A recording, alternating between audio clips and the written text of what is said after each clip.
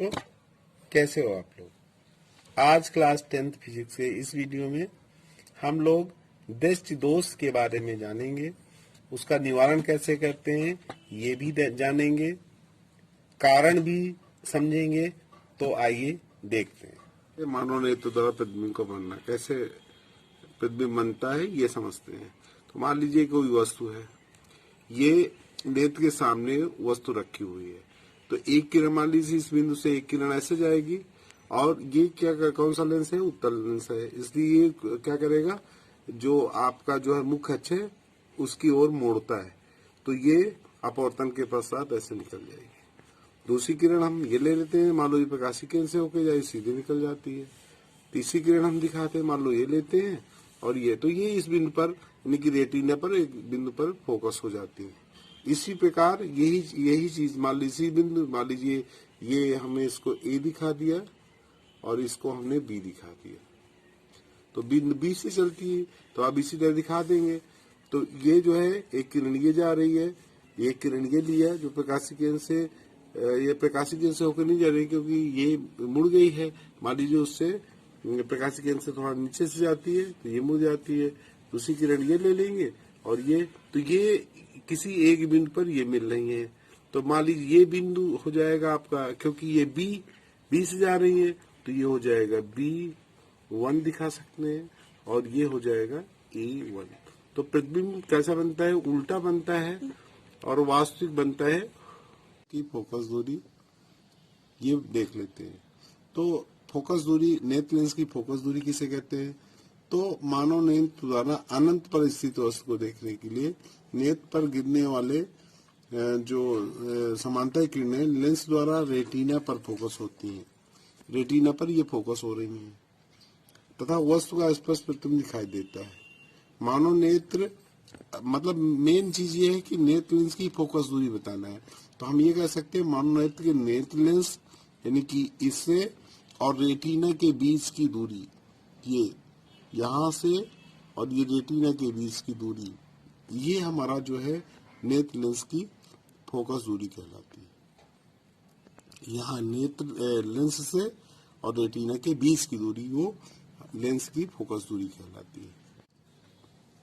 मतलब लेंस ये है, रेटिना ये, तो इसके बीच की दूरी।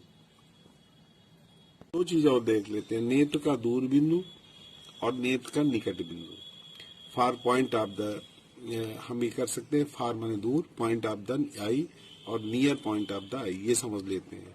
तो अब देखिए दूर बिंदु क्या है, हम ये कह सकते हैं नेत्र से अधिकतम दूरी पर स्थित वह बिंदु जिसे नेत्र बिना समंजन क्षमता के स्पष्ट देख सकता है, वो दूर बिंदु कहलाता है।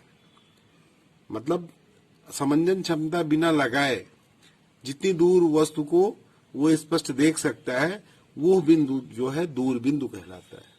और नेत्र का निकट बिंदु क्या हो जाएगा, हम यही कह सकते हैं वो निकटतम बिंदु जिसे नेत्र अपनी अधिकतम समंजन क्षमता लगाकर स्पष्ट देख सकता है, वो नेत्र का निकट बिंदु कहलाता है। और निकट बिंदु ये देखिए, स्वस्थ आंख के लिए जो दूर बिंदु होता है वो अनंत होता है, अनंत लिख सकते हैं। और जो दूर बिंदु, जो निकट बिंदु होता है वो 25 सेंटीमीटर दूर स्थित होता है स्वस्थ आंख के लिए। ये अनंत पर होता है, ये 25 सेंटीमीटर दूर होता है। अब आइए मानव नेत्र की समंजन क्षमता की बात करते हैं। चौथा पॉइंट है मानव नेत्र की समंजन क्षमता।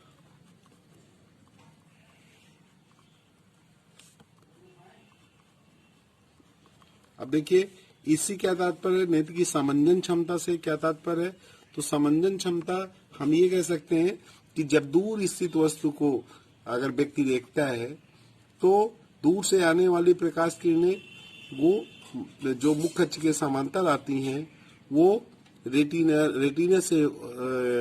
पर फोकस हो जाती है, यानी कि कॉर्निया से होते हुए नेत्र लेंस और जो कचाप द्रव्य रहता है उससे होकर रेटिना पर फोकस हो जाती है, जिससे वस्तु का प्रतिबिंब स्पष्ट दिखाई देता है। और जब निकट रखी वस्तु को देखना होता है तो वो जो सिलेरी मांसपेशियां हैं वो नेत्र लेंस की वक्रता को कम कर देती हैं, जिससे निकट रखी वस्तु का प्रतिबिंब हमारे रेटिना पर बनता है और वस्तु हमें दिखाई देती है। यानी कि अगर मानव नेत्र की समंजन क्षमता की बात करते हैं तो इससे ये स्पष्ट होता है कि आवश्यकता अनुसार हम लिख सकते हैं, आवश्यकता अनुसार नेत्र लेंस की फोकस दूरी को समायोजित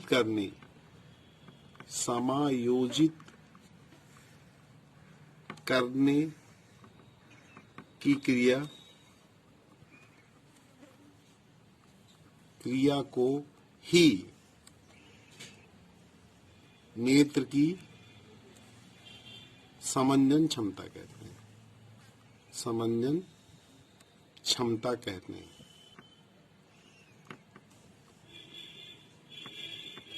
अगर कोई पूछता है कि नेत्र की समंजन क्षमता से क्या तात्पर्य है तो ये लिख दीजिए कि आवश्यकता अनुसार नेत्र लेंस की फोकस दूरी को समायोजित करने की क्रिया को ही नेत्र की समंजन क्षमता कहते हैं। मैंने आपको बताया कि अगर दूर रखी वस्तु को अगर व्यक्ति देखता है तो उस समय जो सिलेरी मांसपेशियां होती हैं यानी कि लेंस की जो मांसपेशियां वो ढीली होती हैं और उस समय वक्रता लेंस की वक्रता बढ़ी हुई होती है, तो दूर से आने वाले प्रकाश किरणें जो है कार्निया से होते हुए लेंस से होते हुए अपवर्तन के पश्चात कहाँ पर फोकस हो जाती है, रेटिना पर फोकस हो जाती है और वस्तु हमें दिखाई देता है, अर्थात रेटिना पर उस वस्तु का प्रतिबिंब बन जाता है। अगर हम समीप की वस्तु को देखते हैं तो जो सिलेरी मांसपेशियां हो लेंस की वक्रता को कम कर देती हैं, जिससे जो है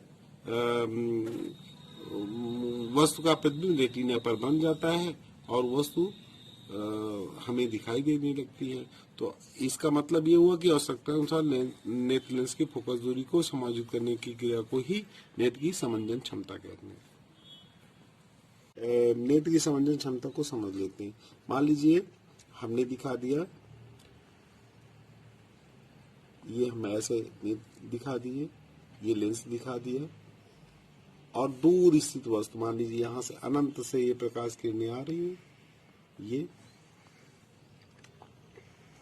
यहाँ हम दिखा दे अनंत से प्रकाश किरणें आ रही हैं और ये जो है अपवर्तन के पश्चात फोकस पर क्या होती है, वो रेटिना पर फोकस हो जाती है। कहाँ पर फोकस होती है, रेटिना पर, ये रेटिना है तो वस्तु हमें दिखाई देती है।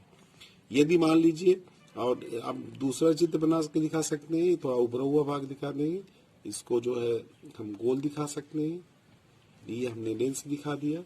अब मान लीजिए ये निकट बिंदु है तो समीप वस्तु रखी वस्तु का प्रतिबिंब कैसे बनता है, मान लीजिए ये और ये प्रकाश किरण गई अपवर्तन के पश्चात कहाँ पर रेटिना पर फोकस हो जाती है, रेटिना है तो वस्तु हमें दिखाई देती है।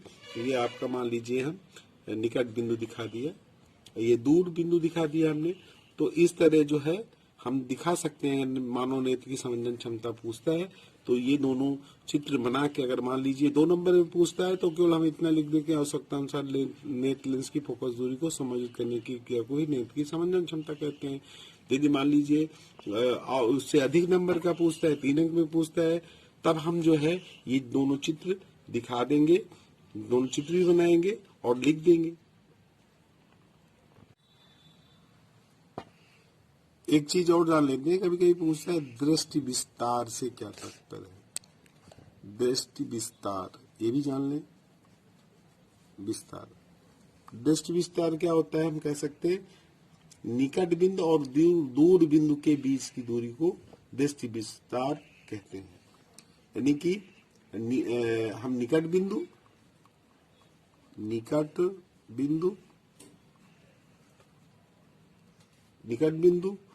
और दूर बिंदु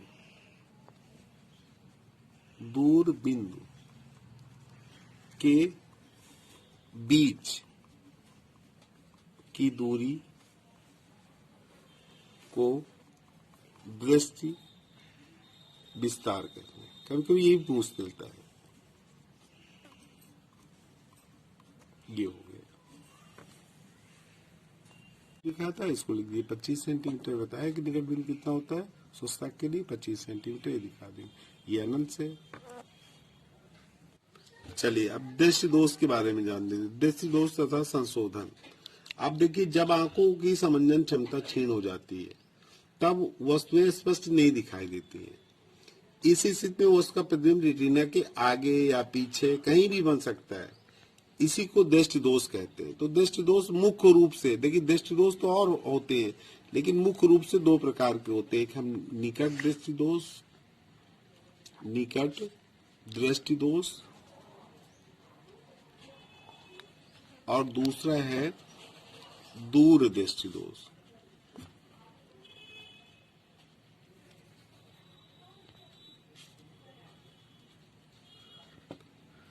अब देखिए, निकट दृष्टि दोष में और दूर दृष्टि दोष में क्या अंतर, ये देख लें पहले। इसे किसे कहते हैं निकट दृष्टि दोष, और दूर दृष्टि दोष में होता क्या है। तो निकट दृष्टि दोष में अगर कोई व्यक्ति निकट दृष्टि दोष से पीड़ित है तो व्यक्ति को निकट की वस्तुएं तो स्पष्ट दिखाई देती हैं, परंतु दूर की वस्तुएं स्पष्ट दिखाई नहीं देती है। इस दोष युक्त नेत्र का दूर बिंदु अनंत पर न होकर पास आ जाता है, अतः व्यक्ति दूर बिंदु से अधिक दूरी पर स्थित वस्तुओं को स्पष्ट नहीं देख पाता है। अब इसको हम समझने के लिए इसका चित्र बना दे रहे हैं पहले का।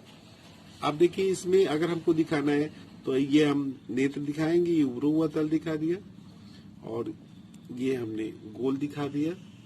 यहाँ नेत्र लेंस दिखा दिया, ये दिखा दिया हमने। अगर दूर अनंत से आने वाली प्रकाश किरणें समांतर आएंगी, मान लीजिए एक दूसरे के समांतर आ रही हैं, अनंत से आ रही हैं, यहाँ हमने अनंत दिखा दिया। तो ये अपवर्तन के पश्चात रेटिना पर नहीं फोकस होती, बल्कि उससे पहले फोकस हो जाती हैं ये। तो जब इस तरह का जो किरण आरेख हमें प्राप्त होता है, तो मतलब ये क्या शो कर रहा है, कौन सा दोष दर्शा रहा है, निकट दृष्टि दोष दर्शा रहा है। ये निकट दृष्टि दोष को दर्शाता है। दूसरा, अगर हम दूर दृष्टि दोष की बात करते हैं तो इसमें दूर दृष्टि दोष से पीड़ित व्यक्ति को दूर की वस्तुएं तो स्पष्ट दिखाई देती हैं, परंतु निकट की वस्तुएं स्पष्ट दिखाई नहीं देती हैं। इस दोष युक्त नेत्र का निकट बिंदु 25 सेंटीमीटर से अधिक दूरी हो जाता है, अतः व्यक्ति 25 सेंटीमीटर तथा उससे निकट स्थित वस्तुओं को स्पष्ट दिखाई नहीं देती है। अब इसको देख लें हम, इसमें होता क्या है। इसमें दूसरी स्थिति हम दिखा सकते हैं इसी तरह।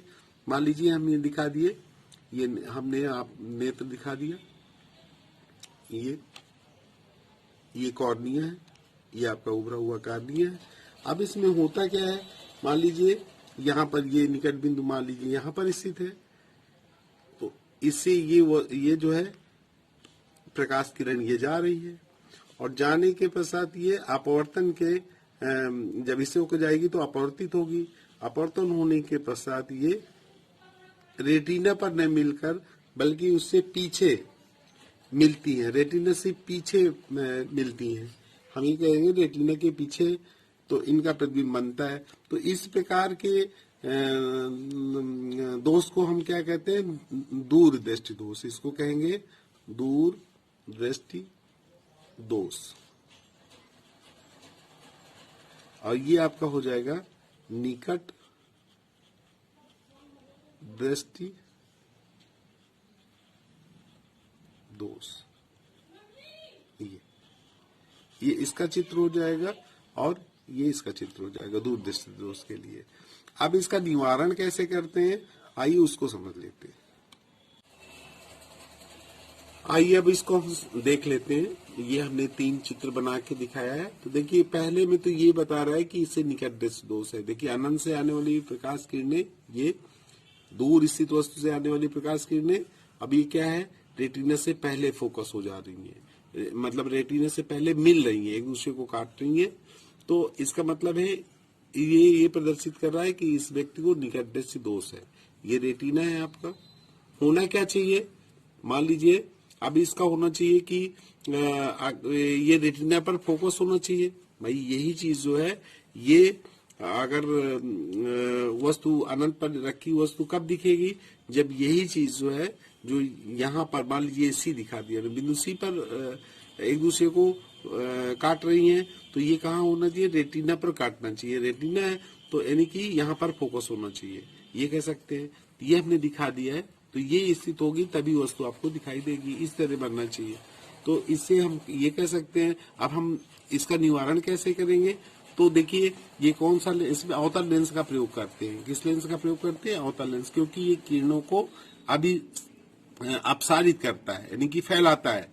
तो दूर, अब देखिए जैसे हमको दिखाना है, तो इसमें हम दिखाया है, ये लग गया आपका, ये कौन सा है, ये अवतल लेंस है, तो ये किरणों को फैला देगा। जैसे मान लीजिए हम एक चीज और दिखा सकते हैं इसमें, इसको मान लीजिए यहीं पर ये दोष है, यही यहाँ समझ लीजिए। जैसे मान लीजिए ये है, और यहाँ पर आपने अवतल लेंस का प्रयोग कर दिया, मान लीजिए ये अवतल लेंस का प्रयोग हमने ये कर दिया, ये तो अब क्या होगा, ये किरणों को क्या करेगा, फैला देगा। ध्यान दीजिए इधर, तो जब इससे होके जाएंगी तो ये किरणों को ऐसे फैला देगा, ये इस तरह करके ये फैला देगा। और इसी तरह ये जो है अपवर्तन के पश्चात ये ऐसे फैल जाएंगी, ये अपसारित करेगा, अभिसारित नहीं, अपसारित करेगा। और फिर ये अभिसारित करता है, तो अब ये जाके जो है ये रेटिना पर ये फोकस हो जाएगी। तो इस प्रकार जो है ये अब कहाँ फोकस हो जाएगी, अब बिंदु जहाँ सी पर काट रहे थे, अब ये रेटिना पर जो है फोकस हो जाएगी। बिंदु सी पर फोकस हो रही, तो अब रेटिना पर फोकस होगी। तो जिससे दूर स्थित वस्तु का प्रतिबिंब जो है, वो दूर वस्तु का प्रतिबिंब हमारे रेटिना पर बनेगा और दूर स्थित वस्तु हमें दिखाई देगी। अब आइए देख लेते हैं। अब जैसे हमको निवारण लिखना है, इसमें निवारण लिख सकते हैं। तो निवारण में क्या लिखेंगे आप, निवारण में हम लिख सकते हैं कि निकट दृष्टि दोष को दूर करने के लिए उचित फोकस दूरी वाले अवतल लेंस के चश्मे का प्रयोग किया जाता है, जिससे अनंत से चलने वाली किरणें अवतल लेंस से अपवर्तन के पश्चात नेत्र के दूरबीन से आती हुई प्रतीत होती हैं, जिससे ये किरणें रेटिना पर फोकस हो जाती हैं और दूर स्थित वस्तु हमें दिखाई देती है। अब इसका निवारण में आपको ये लिख देना, कभी कभी कारण भी पूछ देता है, कारण दोष के क्या कारण है। तो देखिए इसमें दोष के दो कारण हैं। पहला कारण है, हम ये लिख सकते हैं कि जो नेत्र लेंस है, नेत्र लेंस के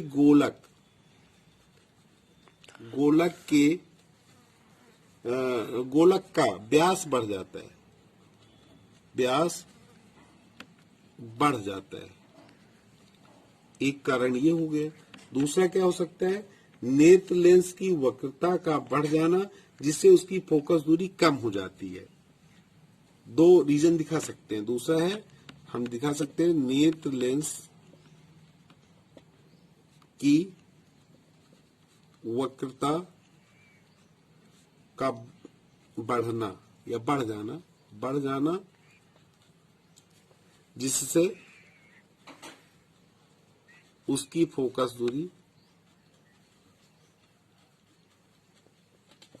दूरी कम हो जाती है। ये दो कारण दिखा सकते हैं। दृष्टि दोष क्या है ये तो बता चुके हैं, फिर भी जान लीजिए दूरदृष्टि दोष का कारण, निवारण सब देख लेते हैं इसमें। तो दूरदृष्टि दोष से पीड़ित व्यक्ति को दूर की वस्तुएं तो स्पष्ट दिखाई देती हैं, परंतु निकट की वस्तुएं स्पष्ट दिखाई नहीं देती हैं। इस दोष युक्त नेत्र का निकट बिंदु जो है वो 25 सेंटीमीटर है निकट बिंदु, तो वस्तुएं दिखाई देती हैं। तो हम ये कह सकते हैं 25 सेंटीमीटर से अधिक दूर हो जाता है। अब देखिए यहाँ हमने ये रेटिना पर फोकस हो रहा है और यहाँ पर हमने दोष दिखाया दूसरे चित्र में। ये पहले चित्र में तो हम दिखा रहे हैं कि जो है प्रतिबिंब भाई रेटिना पर बन रहा है, तो इसमें यहाँ इस बिंदु पर स्थित वस्तु का प्रतिबिंब मतलब इस वस्तु पर स्थित वस्तु हमें दिखाई देगी, क्योंकि उसका प्रतिबिंब रेटिना पर बन रहा है। दूसरे में हमने दिखाया, देखिए अब ये मान लीजिए ये है, तो हमने आपको बताया था कि इसमें क्या होता है, तो निकट बिंदु है वो 25 सेंटीमीटर से दूर हो जाता है। तो इसका मतलब है ये मान लीजिए यहाँ पर है, तो अब ये जो है ये इससे पीछे यानी कि रेटिना, ये रेटिना है आपका, इससे पीछे जाके फोकस हो रही है। तो अब इसके निवारण के लिए देखिए कौन सा लेंस का प्रयोग करेंगे, क्योंकि जो किरणों, अब भाई अगर इस बिंदु पर इसी वस्तु का प्रतिबिंब रेटिना में प्राप्त करना है तो किस लेंस का प्रयोग करना पड़ेगा, फिर हमें किस लेंस का प्रयोग करना पड़ेगा, उत्तल लेंस का, क्योंकि अभी ये अभिसारी लेंस है। तो अब इसको यहीं पर समझ लेते हैं, यहाँ पर जो चित्र बना है उसको यहाँ पर समझ लेते हैं तो ज्यादा समझ में आएगा। मान लीजिए हमने ये उत्तल लेंस का प्रयोग कर दिया, ये उत्तल लेंस है। तो अब ये क्या करेगा, किरणों को ये क्या करता है, अभिसारी यानी कि मुख्य अक्ष की ओर मोड़ता है। तो अब इसको हम दिखाएंगे, मान लीजिए ये गया और ये जो है इस तरह से ये जाएगा, और ये कौन सा लेंस है, ये अभिसारी लेंस है। तो ये किरणों को क्या करेगा, मोड़ देगा। मान लीजिए ये ऐसे रेटिना पर मिल गया। इसी तरह ये क्या करेगा, ये किरणों को क्या करता है, ये मोड़ेगा। तो मान लीजिए अब इधर जा रही तो अब इधर गई, और फिर जो है जब यहां से निकलेगा तो फिर ये जो है इस तरह करके ये रेटिना पर फोकस हो जाएगी, तो वस्तु हमें दिखाई देने लगेगी। ये जो चित्र हमने बनाया वो इस तरह करके दिखा दिया है। जो हमने 3 चित्र पहले से बना रखे थे उसमें अब इसमें स्पष्ट नहीं हो पा रहा था, इसलिए मैंने आपको इसी में दिखा दिया। अब इसके कारण के विषय में जान लेते हैं, यानी कि दोष के कारण ये जान लेते हैं, दोष के कारण। अब पहला हम लिख सकते हैं, पहला कारण क्या है, नेत्र लेंस की वक्रता का कम हो जाना, जिससे उसकी फोकस दूरी बढ़ जाती है। देखिए उसी का अपोजिट है, यहाँ लिख सकते हैं नेत्र लेंस की वक्रता का कम होना और जिससे उसकी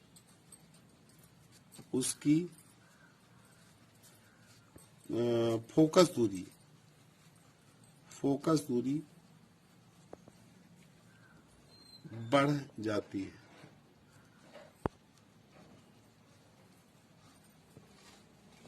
दूसरी स्थिति हम दिखा सकते हैं।